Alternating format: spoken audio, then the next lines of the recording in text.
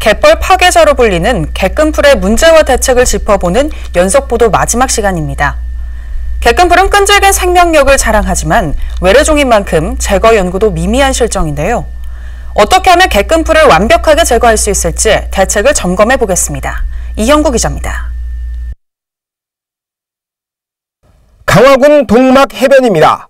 마치 다대우의 작은 섬처럼 갯벌 위에 무언가 듬성듬성 솟구쳐 올랐습니다.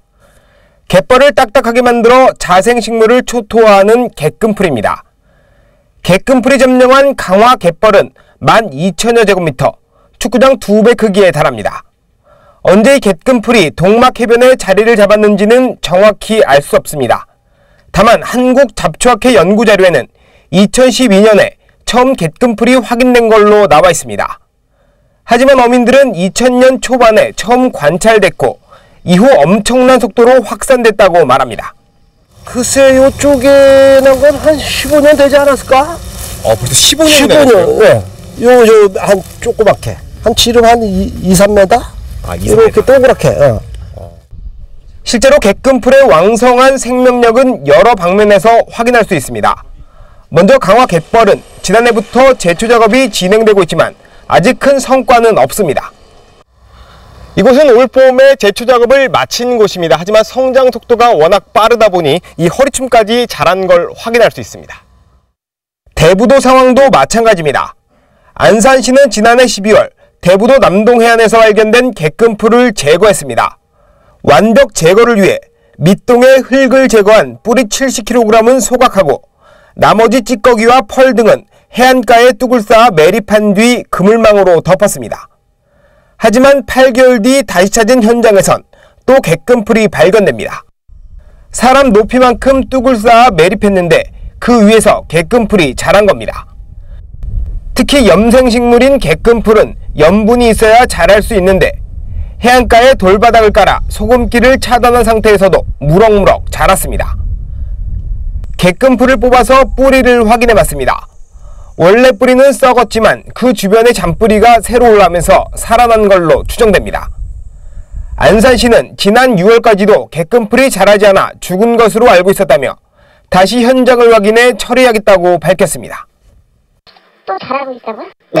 이번에 갔을 때는 없었었는데 그게 효과적이다 그래서 다음에도 할 때는 이런 방법을 하는 게 낫겠다 생각을 했었는데 또 풀이 자라나 그러니까 다시 한번 확인을 해봐야 되겠네요.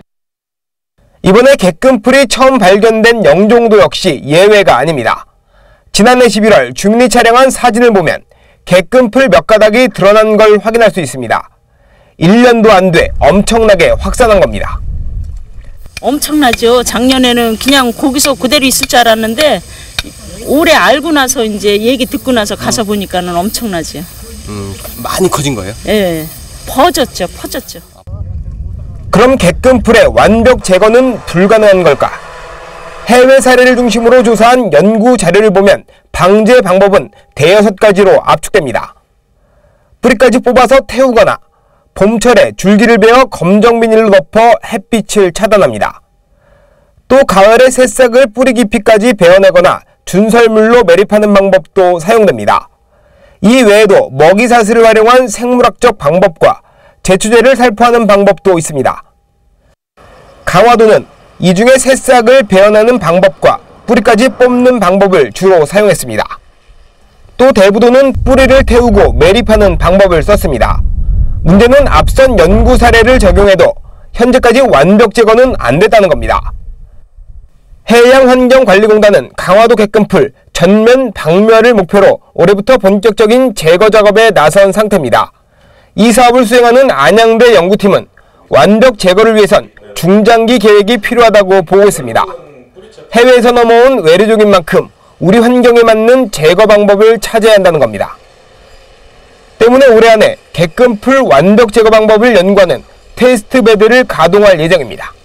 우리나라에 이미 침입한 수많은 외래 해양생물종들을 단기간 내에 완벽하게 제거하거나 소멸시키는 일은 현실적으로 쉽지 않습니다. 그렇기 때문에 이러한 갯금풀 같은 경우에도 효율적이고 효과적인 제거 방법을 다방면적인 연구를 통해서 찾아내고 그리고 체계적이고 중장기적인 모니터링 계획을 세우는 것이 필요하다고 생각이 됩니다. 그래도 다행인 건 관계당국이 객금풀의 위해성을 인지하고 대책에 나섰다는 겁니다. 해수부는 우리바다 되살리기 예산을 확대했다고 밝혔습니다. 객금풀 등 유해 해양생물 제거를 위해 33억 원이던 관련 예산을 40억 원으로 늘리기로 했습니다.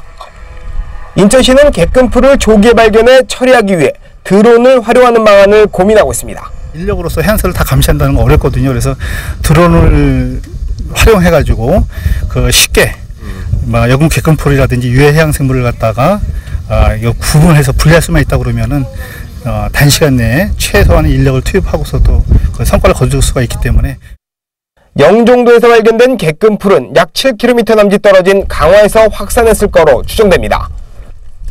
영종도 바로 앞엔 세어도와 신도 등의 섬이 있고 역시 객금풀이 발견된 대부도 주변에도 선제도와 영도를 비롯해 수많은 섬이 자리합니다. 완벽 제거를 위한 심도 있는 연구와 함께 주변 섬으로 확산 여부를 꼼꼼히 점검하는 것도 필요한 시점입니다. TV로드 뉴스 이영구입니다.